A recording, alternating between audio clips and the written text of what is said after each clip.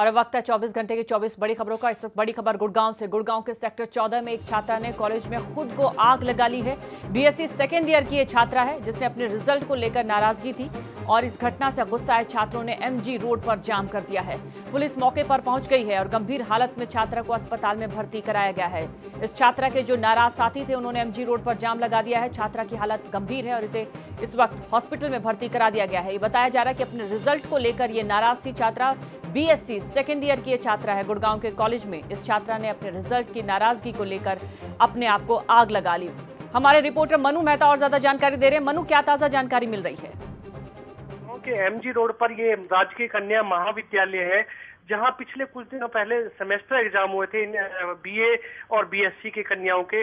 तो इनका आरोप यह है कि इन सभी छात्राओं के नंबर 10 से भी कम थे। किसी के 2 थे, किसी के 5 थे, किसी के 10 थे, जबकि इनके जो एग्जाम थे वो काफी अच्छे हुए थे। और इसके बारे में इन्होंने कॉलेज प्रबंधन से बातचीत का प्रयास किया था, लेकिन कॉलेज प्रबंधन ने इनकी एक ना सुनी थी और आखिरकार इन्होंने एक दिन पहले जाम भी लगाया था, लेकिन जो जिला प्रशासन ने उस दिन किसी तरह समझा बुझाकर इनको वापस भेज दिया। छात्रा की हालत के बारे में कुछ पता चल पाया अभी तक, मनु? जी बिल्कुल, आज सुबह इसी रोष स्वरूप एक छात्रा ने आत्मदाह का प्रयास किया है। फिलहाल उसकी स्थिति नाजुक बनी हुई है। उसे नजदीक के निजी अस्पताल में दाखिल करवाया हुआ है और जो बाकी छात्राएं हैं वो रोष स्वरूप पूरी तरह से रोड पे आ चुकी हैं। सारे रोड को उन्होंने जाम कर दिया है। मनु, अभी भी जाम की स्थिति बनी हुई है? किसी तरह से जैम को हटाने की कोशिश की जा रही है? जिला प्रशासन लगातार प्रयास कर रहा है कि किसी तरह कॉलेज प्रबंधन और इन छात्राओं के बीच समझौता करा सके, लेकिन छात्राएं आज इतनी रोष में हैं कि बिल्कुल भी जाम नहीं खोल रही हैं। पूरे शहर की अगर बात की जाए तो गुड़गांव का शहर, गुड़गांव का सदर बाजार और एमजी रोड के अलावा दिल्ली रोड पूरी तरह से इस समय जाम हो चुका है और छात्राएं बिल्कुल रोड पर बैठ चुके हैं। इनकी एक ही मांग है कि जब तक इनकी मांगों पर विचार नहीं किया जाता, जब तक इनके वो नहीं किए जाते, तब तक ये रोड से बिल्कुल। जी मनु, नजर बनाए रखिएगा। फिलहाल शुक्रिया पूरी जानकारी के लिए आपका। रुख करते अगली खबर का। तमिलनाडु के नए मुख्यमंत्री पन्नीर सेल्वम अब से थोड़ी देर में मुख्यमंत्री पद की शपथ लेंगे। जयललिता को 4 साल की सजा होने के बाद वित्त मंत्री पन्नीर सेल्वम को राज्य की कमान सौंपी गई है।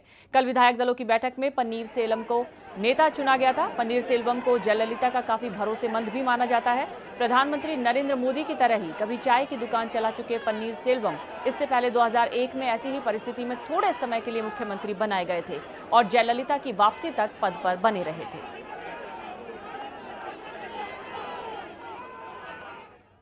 बढ़ते आगे, प्रधानमंत्री नरेंद्र मोदी की अमेरिका यात्रा का आज चौथा दिन है। मोदी आज वॉशिंगटन में अमेरिकी राष्ट्रपति बराक ओबामा से मिलेंगे। व्हाइट हाउस के प्रवक्ता के मुताबिक दोनों नेताओं के बीच महत्वपूर्ण मसलों पर बातचीत होगी। उन्होंने कहा कि दोनों नेता आर्थिक विकास, भारत अमेरिका सुरक्षा सहयोग बढ़ाने पर विचार करेंगे। साथ ही मोदी आज कई बड़ी कंपनियों के सीईओ से मिलेंगे। साथ ही मोदी सीएफआर में भाषण भी देंगे। और इससे पहले कल न्यूयॉर्क के मेडिसन स्क्वायर गार्डन में भारतीय मूल के लोगों को संबोधित करते हुए पीएम मोदी ने उनके वीजा संबंधी परेशानियों को दूर करने का भरोसा दिया। आखिर क्या कहा मोदी ने, देखिए इस रिपोर्ट में।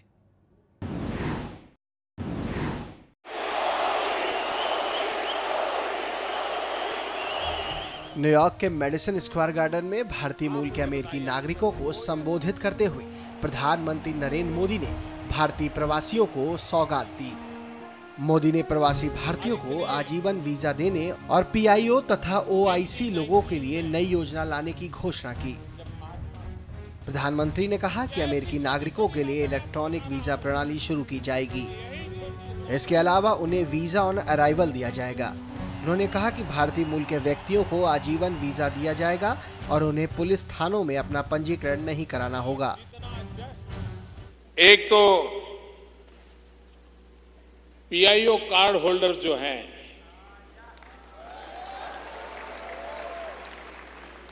उनकी वीजा की कई समस्याएं हैं। हमने निर्णय किया है पीआईओ कार्ड होल्डर को आजीवन वीजा दिया जाएगा।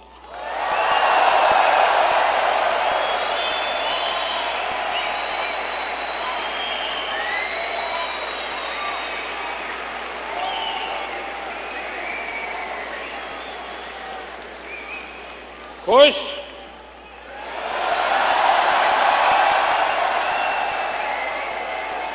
उससे भी आगे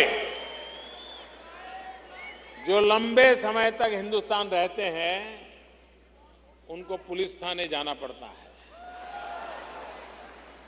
अब उनको पुलिस थाने जाना नहीं पड़ेगा।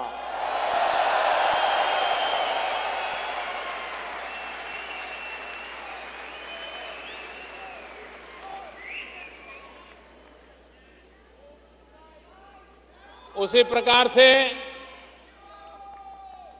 मुझे बताया गया कि पीआईओ तथा ओसीआई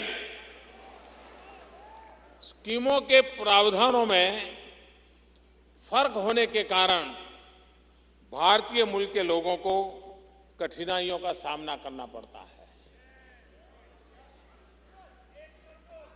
विशेषकर स्पाउस के भारतीय मूल का न होने पर कठिनाई और बढ़ जाती है। किसी ने यहां शादी कर ली, बेचारा मुसीबत में फंस जाता है।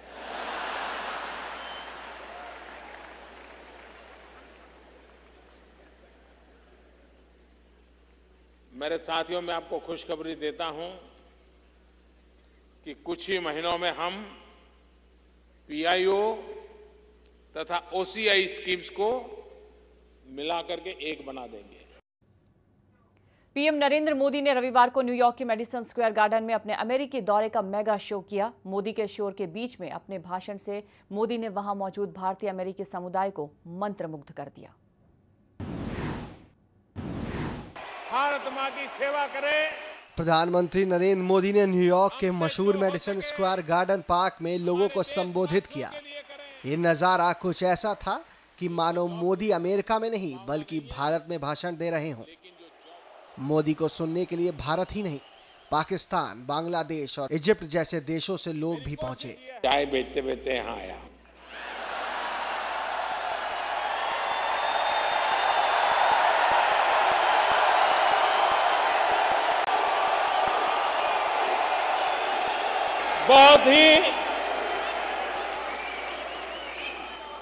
मैं एक बहुत ही छोटा इंसान हूं, मैं बहुत ही सामान्य इंसान। बहुत बढ़िया, बहुत बढ़िया। We love his approach. We love this. He wants to end bureaucracy, make India a livable place. We welcome his ideas, and I think this kind of response, जो the younger population of international audience has given him, is very, very overwhelming. Grassroots level, the people of India, he has Clean brought India. Clean India is the main thing. Clean Ganges, main thing, because India needs a lot of cleaning, and that's the first thing he has started, and he has brought it up, and that is what will bring everybody together. मुझे सबसे अच्छा लगा कि हम दूर रहते हुए भी एक हैं। आपने सुना मैडम? या मैंने सुना, मुझे बहुत अच्छा लगा कि after the long time Gandhi ji के बाद कोई है तो ये एक स्पेशल और बेस्ट लीडर है। मोदी भाषण भले ही मेडिसन स्क्वायर पर दे रहे थे, लेकिन नमो की खुमारी सोशल मीडिया पर भी छाई रही। फेसबुक पर मोदी के भाषण की जमकर तारीफ हुई। कमेंट्स की तो मानो बाढ़ आ गई हो, तो कई तो स्पीचलेस हो गए। Modi ji live in New York, सो या रियली रॉक, या he is the rock star Modi. Madison Square में दिए मोदी के भाषण को बीजेपी नेताओं ने ऐतिहासिक बताया। बीजेपी नेताओं के मुताबिक पीएम दिल से दिल जोड़ने की बात करते हैं। अमेरिका में भी उन्होंने यही किया। मोदी जी, हमारे भारत के प्रधानमंत्री जी ने जो वक्तव्य दिया, ये ऐतिहासिक वक्तव्य था और यह दुनिया में सबसे ज़्यादा व्यूड, देखा गया, सुना गया ऐसा वक्तव्य रहा है। बहुत बड़ा आह्वान किया है नरेंद्र मोदी जी ने आज यूएस की भूमि पे। उन्होंने कहा है कि जो 21वीं शताब्दी है वो हिंदुस्तान की शताब्दी है। डेमोग्राफी, डेमोक्रेसी और डिमांड, इन तीनों को आगे लेते हुए किस प्रकार हिंदुस्तान आगे बढ़ता चला जाएगा और इस शताब्दी को जीत जाएगा, उसका मंत्र आज मोदी जी ने मेडिसन स्क्वायर में रखा है।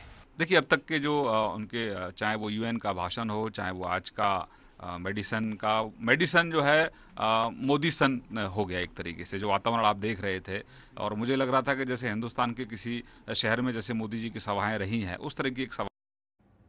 वहीं कांग्रेस ने भी मोदी के भाषण की तारीफ की है, लेकिन कहीं ना कहीं अमेरिका में पिछली सरकार को सवालों में खड़े करने पर आपत्ति भी जताई।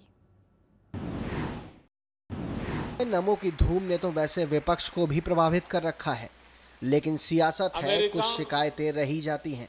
राजीव शुक्ला ने मोदी पर विदेश में विपक्ष को बदनाम करने का आरोप लगाया है। उन्होंने कांग्रेस की खूब आलोचना की है, तो अभी तक की परंपरा ये रही है कि जब प्रधानमंत्री विदेश में होता है तो हम विपक्ष के लोग भी उनकी आलोचना नहीं करते, ताकि जब वो विदेश की धरती पर होते। लेकिन उन्होंने शायद इस परंपरा को तोड़ा है कि उन्होंने विदेश में जाके और भारत के विपक्ष की आलोचना की है।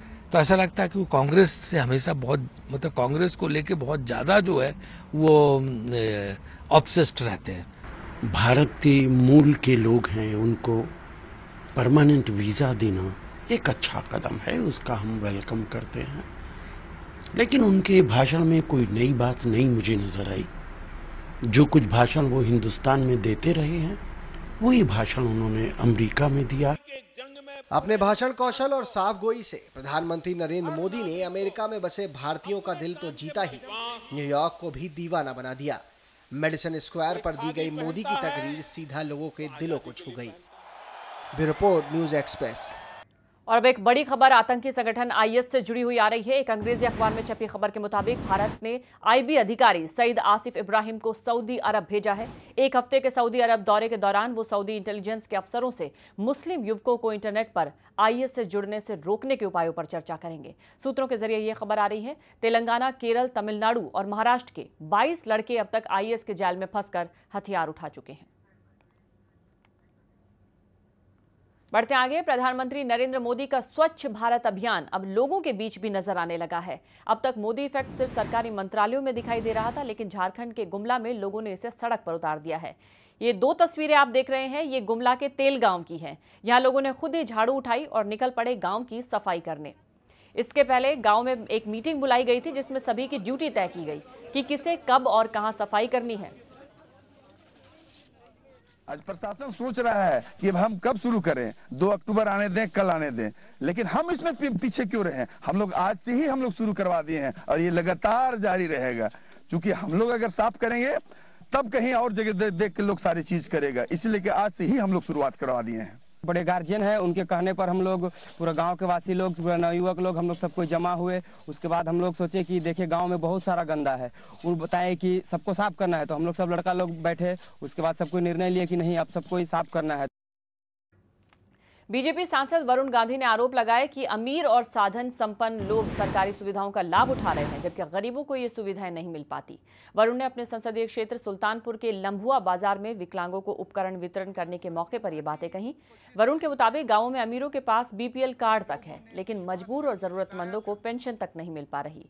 उन्होंने कहा कि सेवा के लिए किसी पद की आवश्यकता नहीं होती। खबर मुंबई से आ रही है। मुंबई में महिला पत्रकार के साथ सरेआम बदसलूकी का मामला सामने आया है। आरोप है कि माहिम इलाके में दफ्तर जाते वक्त 10 से 12 लड़कों ने पत्रकार को अश्लील इशारे किए, जबरन उसकी गाड़ी रोककर उसे अपशब्द कहे। मामला पुलिस के पास पहुंचा तो पुलिस ने भी लापरवाही बरती। करीब 4 घंटे तक महिला पत्रकार को बिठाकर रखा। मदद के लिए जब साथी पत्रकार पहुंचे तो उनके साथ मारपीट की गई। पुलिस ने भी पत्रकारों को थाने में बंधक बनाकर रखा।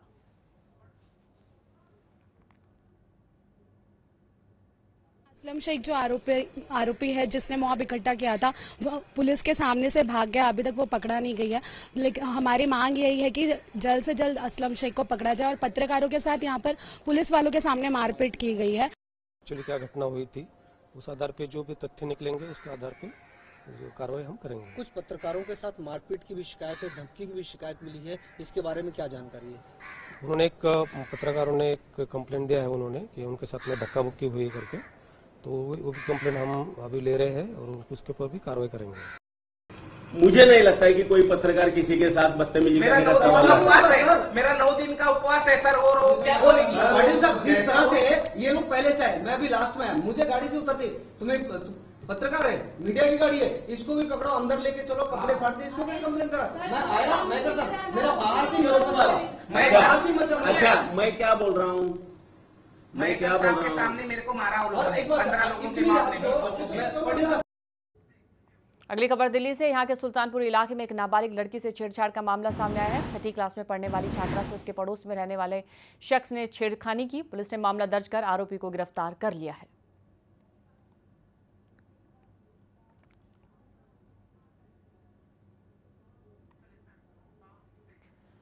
खबर यूपी से। यूपी के मुजफ्फरनगर में गुस्साए लोगों ने समाजवादी पार्टी के एक नेता की जमकर पिटाई कर दी। समाजवादी पार्टी नेता पर आरोप है कि उसने ब्याज पर दिए रुपए वसूलने के लिए कर्जदार के रिश्तेदार और उसके 10 साल के बेटे को 7 घंटे तक कोतवाली में कैद करवा कर रखा। इस मामले में पुलिस के रवैये पर भी सवाल खड़े हो रहे हैं। बिहार के सीवान में गठनी थाने के पटेल चौक इलाके में एक 4 साल की बच्ची के साथ दुष्कर्म और हत्या का मामला सामने आया है। सूत्रों के मुताबिक बच्ची घर पर अकेली थी। घर वाले रामलीला देखने गए हुए थे। घर वालों के वापस लौटने तक बच्ची मृत मिली और उसका शव मिट्टी से भरा पड़ा था। पुलिस ने मामला दर्ज कर लिया है और जांच शुरू कर दी है।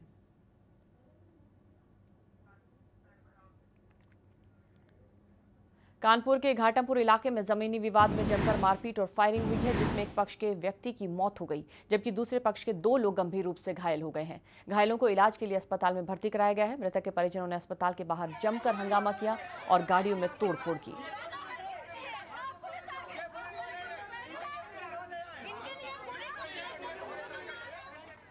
इंदौर खंडवा हाईवे पर सुबह 3:30 बजे बड़ा ही दर्दनाक हादसा हुआ है। यहां एक ट्रक और टेम्पो की टक्कर में 10 लोगों की मौत हो गई। 5 लोग बुरी तरह से घायल हो गए, जिनमें से 4 की हालत नाजुक बनी हुई है। चश्मदीदों के मुताबिक टेम्पो में करीब 30 लोग सवार थे। ये सभी लोग कालजा खेड़ी गांव में गरबा खेलने गए थे और वापसी में लौटते वक्त तेज रफ्तार ट्रक ने इन्हें रौंद डाला। झारखंड के पलामू जिले के एक गांव में एक यात्री बस हाई टेंशन लाइन जद में आ गई, जिससे बस में आग लग गई। हादसे में एक बच्चे समेत 5 लोगों की मौत हो गई।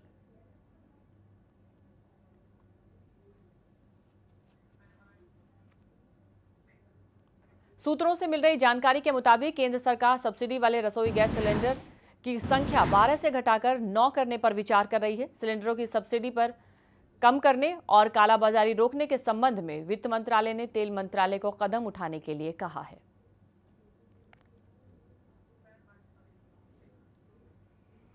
असम और मेघालय में भीषण बाढ़ के चलते अब तक 85 लोगों की मौत हो चुकी है। एनडीआरएफ के मुताबिक पानी का लेवल कम हो रहा है, लिहाजा अब पूरा ध्यान एनडीआरएफ की टीम राहत कार्यों पर केंद्रित कर रही है। दोनों राज्यों में एनडीआरएफ की 16 टीमें तैनात हैं और लगातार राहत कार्यों में जुटी हुई हैं। बाढ़ प्रभावित इलाके में लगातार भोजन और दूसरे सामान पहुंचाए जा रहे हैं। लगातार इलाके के राजनेता भी बाढ़ प्रभावित इलाकों का दौरा कर रहे हैं और असम के सबसे प्रभावित जिला गोलपाड़ा बताया जा रहा है। पड़ोसी राज्य मेघालय और अरुणाचल प्रदेश में भी भारी बारिश के चलते आई बाढ़ में करीब 11 जिलों के 10 लाख लोग प्रभावित हुए हैं।